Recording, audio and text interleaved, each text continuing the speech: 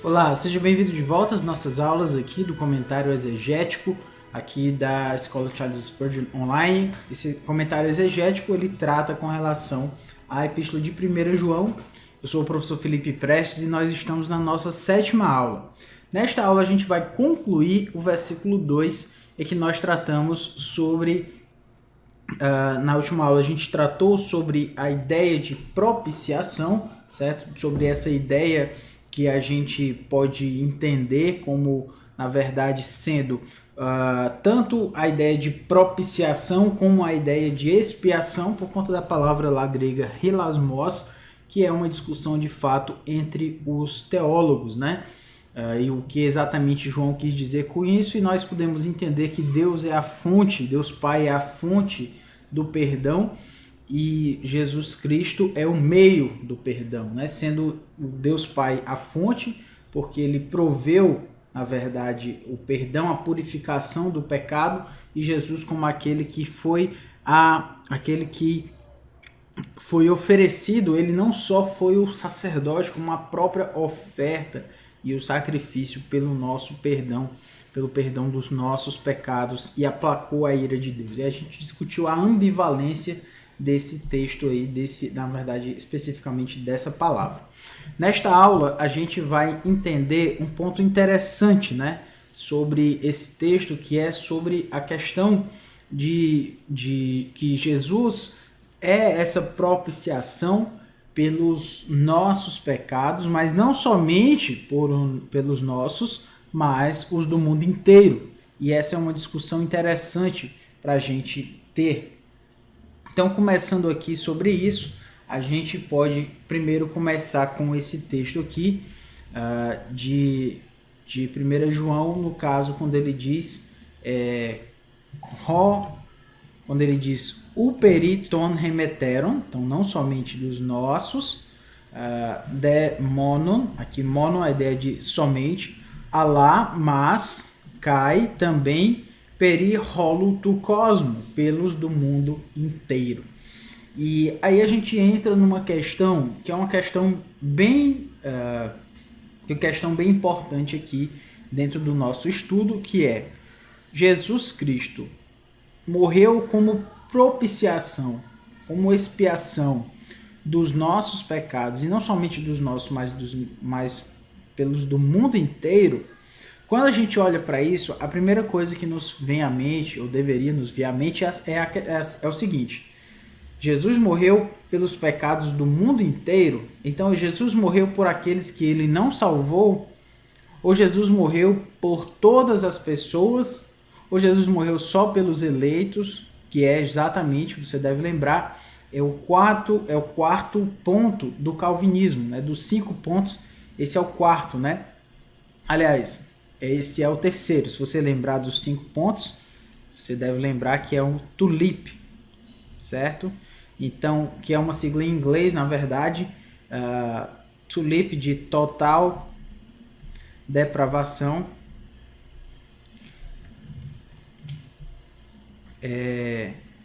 a graça, na verdade, irresistível é aqui, irresistível graça. A gente tem a limitada expiação, a perseverança dos santos, e aqui é aqui exatamente a unconditional election, né, que seria a eleição incondicional, certo? Então eu vou colocar aqui, tem um U aqui, né? Tá bem feio aqui, deixa eu melhorar essa questão aqui. A perseverança dos santos, e aqui eu vou colocar em vermelho só para você entender, é a eleição incondicional, certo? Porque esse incondicional em inglês é unconditional, começa com U, né? Então foi por isso que ficou assim diferente O meu professor de teologia no seminário deles dizia que era TELIP, né, para facilitar para a gente por conta da eleição. Mas enfim, esse texto aqui é um texto que traz para a gente uma questão sobre esse ponto aqui do calvinismo, a limitada expiação, certo? Que é um tema importante, precisa ser estudado. Por quê? Porque, na verdade, a expiação limitada, primeiro que a gente precisa começar com esse nome, né? É um nome que não é muito legal, desculpe, mas ele não é um dos melhores, né? Por quê? Porque, na verdade, a crença de que Jesus Cristo morreu somente, a morte de Jesus Cristo foi em favor somente dos eleitos, ela não limita a expiação em poder, certo? Ela limita, vamos dizer assim, a expiação em propósito, certo? Não é que a gente está limitando a expiação, mas o calvinista está limitando a expiação. Ele simplesmente está dizendo que é uma expiação particular, certo? É uma expiação focalizada em um grupo específico de pessoas. Mas enfim, só para a gente ter como parâmetro aqui, é esse terceiro ponto aqui do calvinismo. Inclusive, ele é um ponto que é talvez um dos mais difíceis de ser aceito, porque muitas pessoas utilizam tanto esse texto de 1 João 2, versículo 2, quanto o texto de João 3,16, né? São textos que precisam ser explicados, mas quem não crê nesse terceiro ponto aí são os que se consideram calvinistas de 4 pontos, né? Isso é possível, ou também chamados de amiraldianos, certo? O amiraldismo são aqueles, a crença de que você aceita a total depravação, aceita a eleição incondicional, aceita a graça irresistível, aceita a perseverança dos santos, mas não aceita a limitada expiação, a expiação limitada, ou o fato de que Cristo morreu somente pelos eleitos e não por todos. E esse é um texto muito utilizado pelo amiraldismo, né? Que texto? Esse texto de 1 João 2,2, para dizer que Jesus Cristo morreu por todos. Olha aí, não morreu somente pelos nossos pecados, mas pelos do mundo inteiro. Então tá vendo? A morte de Jesus foi pelo mundo inteiro. E aí a gente precisa entender aí esse texto aí para poder explicá-lo melhor, certo? O termo aparece, então vamos entender o texto para tentar explicar aí esse terceiro ponto aí do calvinismo, tá? O termo aparece 23 vezes. Que termo? Termo mundo, certo? Termo cosmos. Cosmos. Ele aparece 23 vezes em 1 João, que é uma quantidade grande para um termo só, em uma carta de 5 capítulos, né? Muito pequena para tantas vezes aparecer. Então é um tema comum e importante. Então, 23 vezes em 1 João, seu significado varia de acordo com o contexto. Como assim? É interessante a gente notar que nem sempre uma palavra só no grego, ela vai significar a mesma coisa. Por quê? Porque dependendo do seu contexto, ela pode significar uma coisa ou outra. A palavra comum que a gente utiliza para exemplificar isso no português, poderíamos ter outras, mas a palavra é manga. Esse M ficou terrível, né? Vamos melhorá-lo aqui. Não melhorou muito, mas enfim. A palavra manga, ela pode significar algumas coisas diferentes. Por exemplo, a palavra manga pode significar manga de camisa. Isso aqui, a minha camisa preta aqui da escola, é uma manga. A fruta manga também tem o mesmo nome, né? Manga, uma manga, suco de manga, etc. Manga de camisa, manga de fruta. E aqui no Ceará existe uma expressão de que quando você faz pouco da outra pessoa, isso é mangar da outra pessoa. Então você manga de uma outra pessoa quando você faz pouco dela. É algo bem regionalista que eu já observei aqui também no Nordeste, algumas cidades do Nordeste além do Ceará. e, aliás, alguns estados do Nordeste além do Ceará. Então, essa palavra manga, para eu saber o significado dela, se eu simplesmente trouxer ela para você, você não vai saber. Você só vai saber se ela estiver no contexto. Se eu disser que eu estou tomando suco de manga, você não vai imaginar que é uma manga de camisa. E se você disser que a manga da sua roupa sujou, eu não vou imaginar que você está falando aí de uma manga de fruta, né? Você está falando da manga da sua camisa, etc. O contexto define exatamente o significado das palavras, e assim não é diferente na Bíblia. Portanto, a palavra cosmos, ela nem sempre significa a mesma coisa na Bíblia, certo? A palavra cosmos, mundo, não significa sempre a mesma coisa. Dependendo do seu contexto, ela significa uma coisa ou outra. Então vamos tomar alguns exemplos aqui do que significa a palavra cosmos, do que significa a palavra mundo. A palavra cosmos pode significar mundo natural. Por exemplo, ora, aquele que possuir recursos deste mundo e vir a seu irmão padecer necessidade e fechar-lhe o coração, como pode permanecer nele o amor de Deus? Então, aquele que possuir recursos deste mundo, a palavra mundo é a palavra cosmos. Então, neste caso, essa palavra significa esse mundo natural. Se alguém tem recursos daqui dessa terra, daqui deste mundo, neste sentido aqui, né, neste contexto, a palavra cosmos significa um mundo natural e não um mundo sobrenatural. São recursos deste mundo, não são os recursos do mundo por vir. São os recursos deste mundo, deste cosmos aqui, certo? Então, nesse sentido, a palavra cosmos significa mundo natural. Não está falando de pessoas, certo? Entenda aqui, ó, não está falando de pessoas. Neste caso, está falando de um mundo natural em comparação com o mundo espiritual, talvez. É o mundo aqui, recursos deste mundo.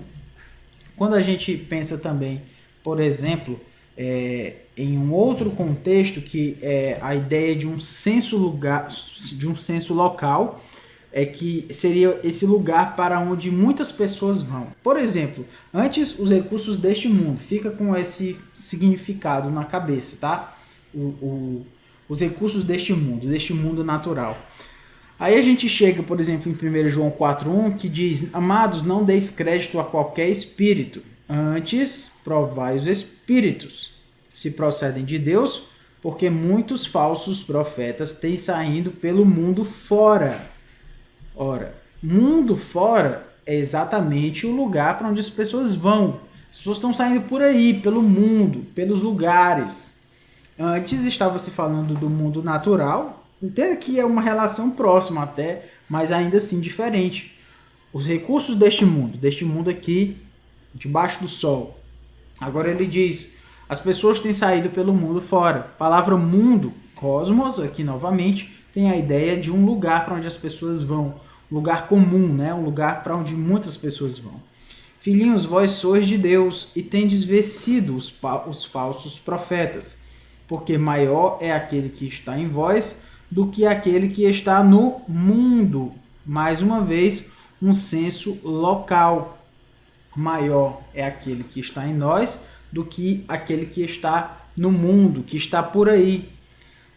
Deus é aquele que está em nós. E ele é muito maior do que Satanás, que está aí pelo mundo. Então esse senso local ele permanece. Nisto se manifestou o amor de Deus em nós, em haver Deus enviado o seu Filho unigênito ao mundo, a este mundo aqui, para vivermos por meio dele. Ou seja, Jesus Cristo foi enviado para este local chamado cosmos, certo? Então é essa ideia que a gente pode perceber aqui com relação à palavra cosmos. Ela tem esse significado. Quando a gente chega em 1 João 4,14, e nós temos visto e testemunhamos que o Pai enviou o seu Filho como Salvador do mundo. Deste local aqui, deste lugar onde nós estamos, Jesus Cristo veio como Salvador deste mundo, deste local. Até porque se a palavra mundo aqui fosse significar todas as pessoas, só um exemplo aqui pra gente.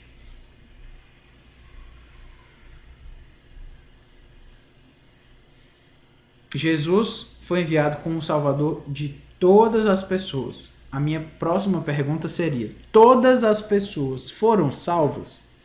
Não. Tem gente no inferno. Mas Jesus veio como Salvador de todas as pessoas, porque esse mundo significa todas as pessoas, então ele é de todas as pessoas.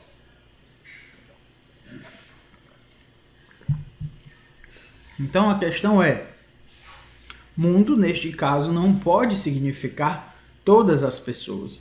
Significa que ele veio para salvar pessoas deste mundo. E essa palavra mundo é usada para significar isso. Novamente, 1 João 4,17, nisto é em nós aperfeiçoado o amor, para que no dia do juízo mantenhamos confiança, pois segundo ele é, também nós somos neste mundo, neste lugar aqui, neste local, nesta esfera aqui do mundo, nesse lugar, mundo. Então, o mundo aqui, nesses versículos que nós percebemos, traz esse senso local, esse senso de uma localidade, lugar para onde muitas pessoas vão, ou seja, este mundo, a este cosmos. E então a gente pode perceber em outros textos, lembra? Lugares, os valores deste, aliás, recursos deste mundo natural em relação ao sobrenatural, o mundo no lugar para onde Jesus veio, certo? Que seria um local, um senso local para onde muitas pessoas vão. E agora a gente traz com a mesma palavra cosmos, certo?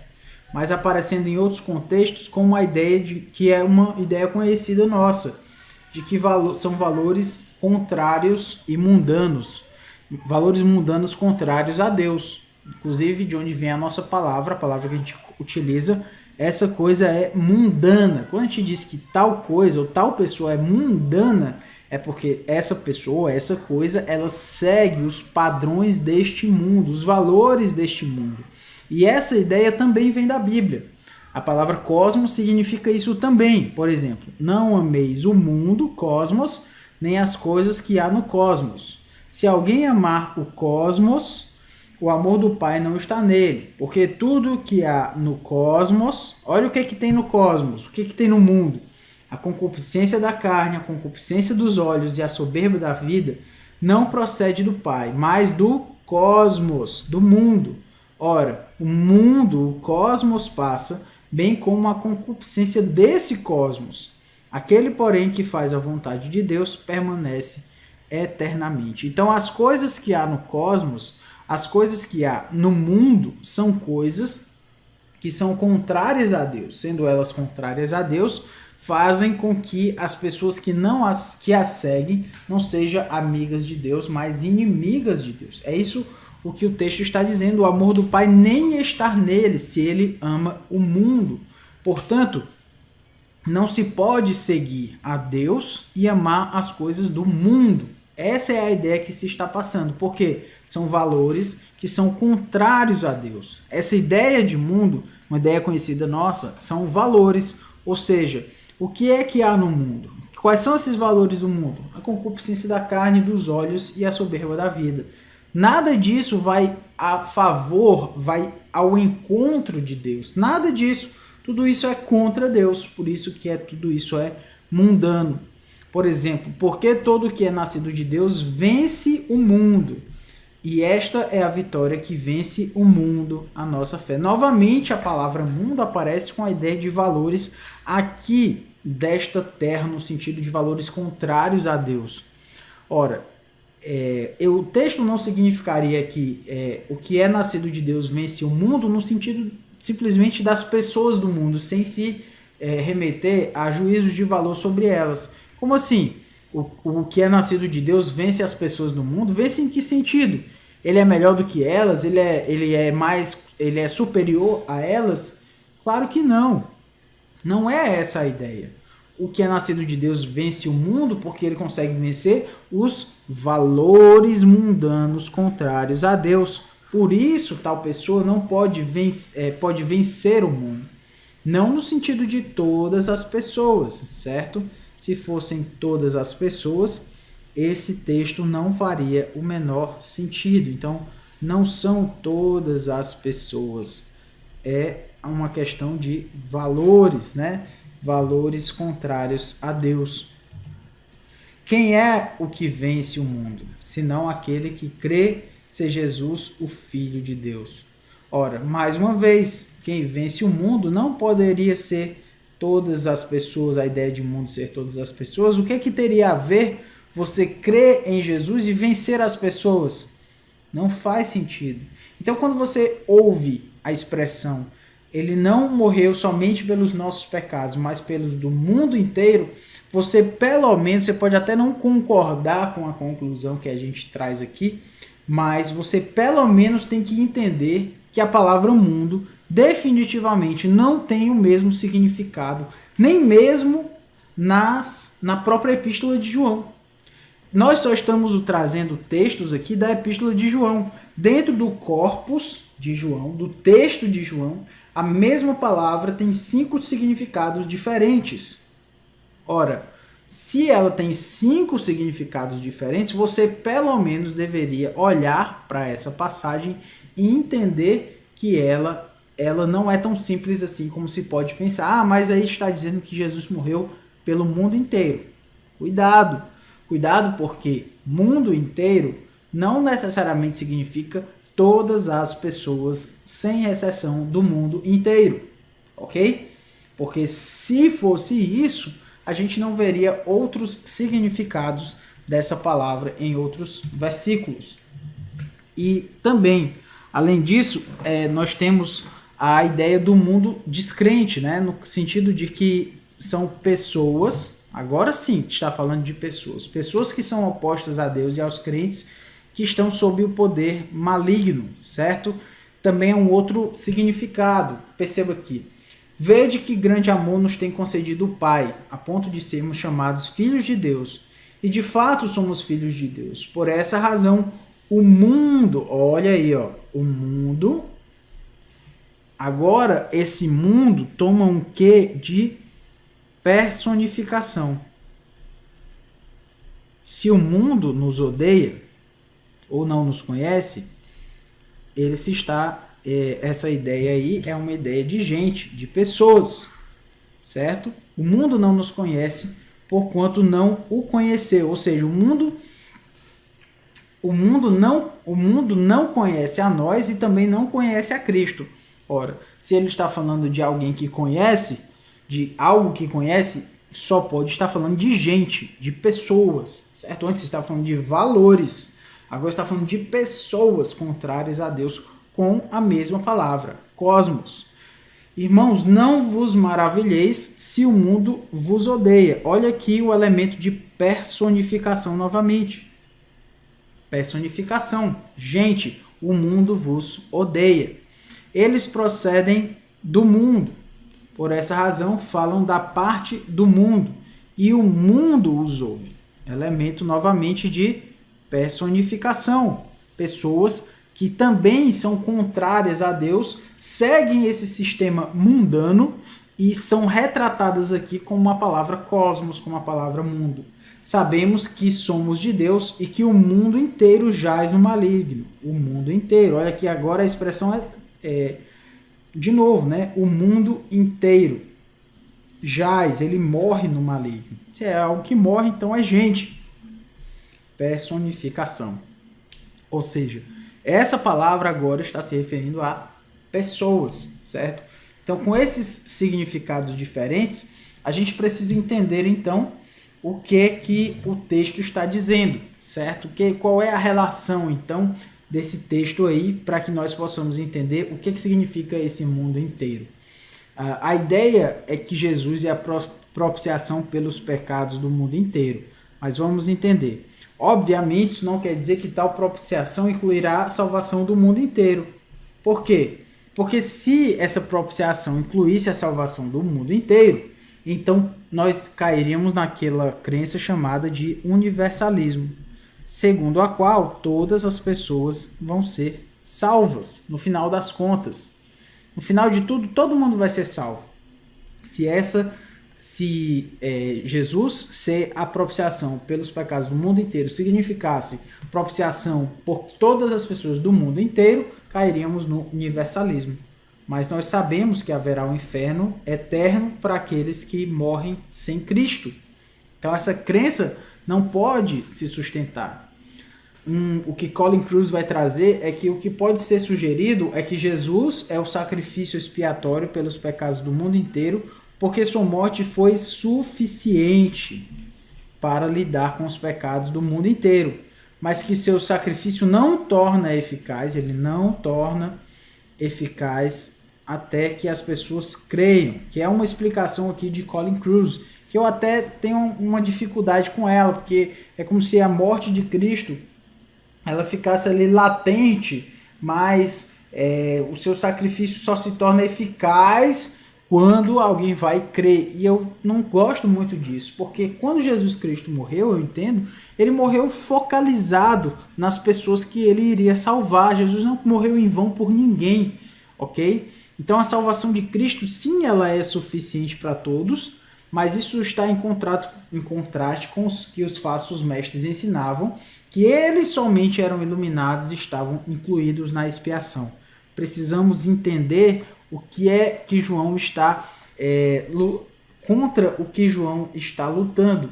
João está lutando contra um entendimento exclusivista. Ao invés de universalista, todos são salvos, eles eram exclusivistas. Somente nós somos salvos. Eles eram exclusivistas. Então, João traz essa ideia, olha, Jesus é propiciação pelo mundo inteiro. Ou seja, não é somente por vocês, tem pessoas no mundo inteiro pelas quais Jesus morreu, não é só aqui não, certo? Então, ao invés de ser todo mundo é salvo, os caras estavam dizendo, somos somente nós que somos salvos. Então, João nem está dizendo que todo mundo é salvo, e nem que somente algumas pessoas escolhidas especiais ali naquele meio eram salvos. Ele diz, há pessoas por quem Jesus morreu em todos os lugares. E outra coisa, essa morte de Jesus Cristo, claro, teria condições de salvar o mundo inteiro. Jesus tem um poder eterno na sua morte e ressurreição. Mas ele morreu somente no sentido de para que essas pessoas fossem salvas. Ele morreu somente pelas pessoas que ele quis salvar. Que Jesus deixou a salvação disponível para muitas pessoas até que elas fossem lá e pegassem. Não é isso que o texto está dizendo. Ele está dizendo que ele está num pano de fundo em que havia muitas pessoas que se achavam que somente elas eram salvas e que a salvação estava ali, era a gnose, era o conhecimento de Deus que estava exclusivo àquelas pessoas. E João diz, tem no mundo inteiro. A propiciação de Jesus é por pessoas do mundo inteiro. Então, essa ideia faz muito mais sentido do que a gente cair no universalismo e entender também que João está falando contra um exclusivismo daqueles divisionistas.